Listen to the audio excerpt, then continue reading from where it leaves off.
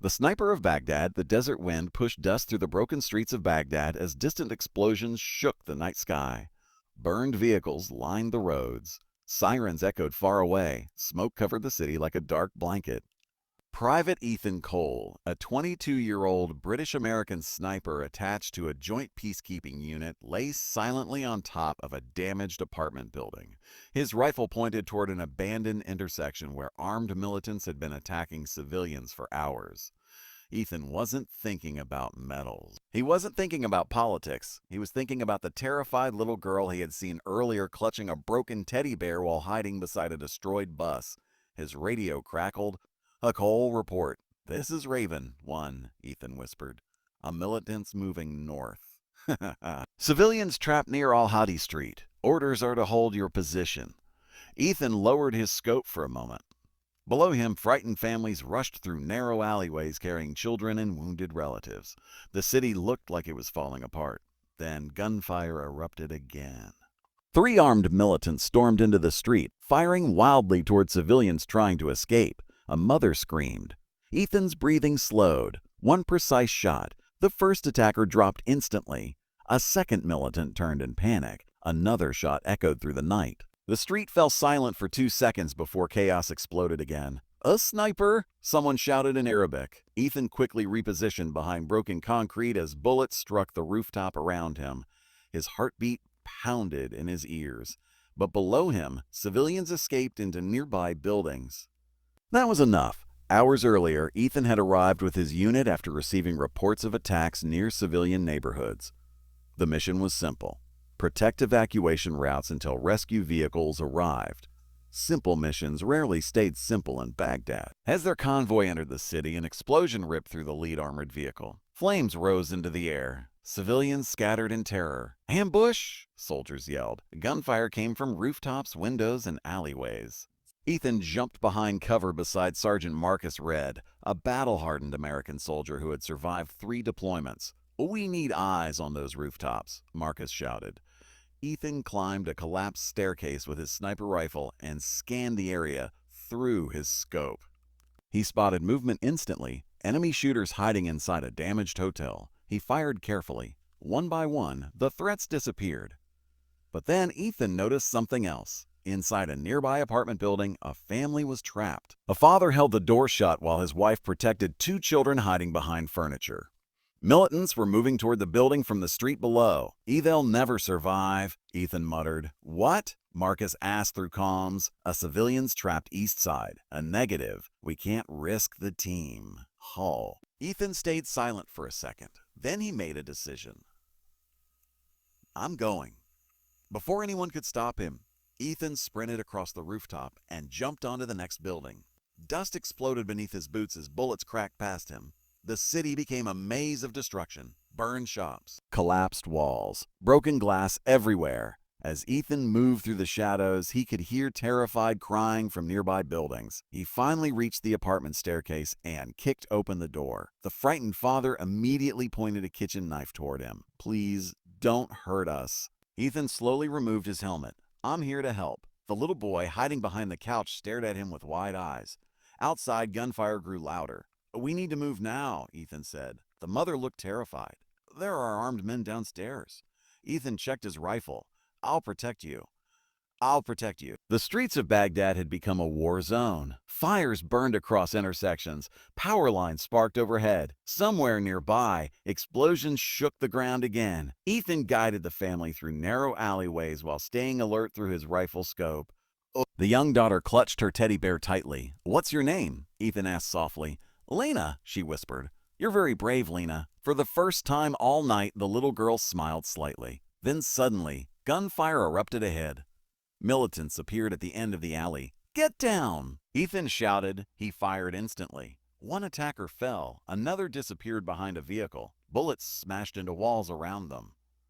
The father covered his children while Ethan searched for targets through the smoke. A militant rushed forward with an assault rifle. Ethan fired again. Direct hit. But more enemies were coming. His radio crackled loudly. "Raven 1, where are you? Extraction convoy arriving in 5 minutes." Ethan looked toward the frightened family beside him. "We're pinned down near the market. Hold position." Easier said than done. An explosion blasted nearby, throwing dust into the air. Ethan's ears rang. Part of the alley collapsed behind them. The little boy started crying. Ethan removed a small flashlight from his vest and handed it to him. "Hey," he said calmly, "can you hold this for me, soldier? Soldier?" The boy nodded nervously. "You're helping me now." The child stopped crying immediately. Minutes felt like hours. Ethan protected the alley while militants searched building to building nearby. Every sound echoed through the darkness. Then he heard footsteps above. A sniper. A sniper. Ethan spotted movement on a rooftop across the street. The enemy sniper aimed directly toward the family. Ethan reacted instantly. Both rifles fired almost simultaneously. Glass shattered beside Ethan's head, but the enemy sniper collapsed backward off the rooftop. The mother covered her mouth in shock. "You saved us?" Ethan didn't answer because he had just noticed something worse. An armored truck full of militants was approaching the market street. Heavy weapons mounted on top. Too many enemies. Ethan knew they wouldn't survive another direct fight.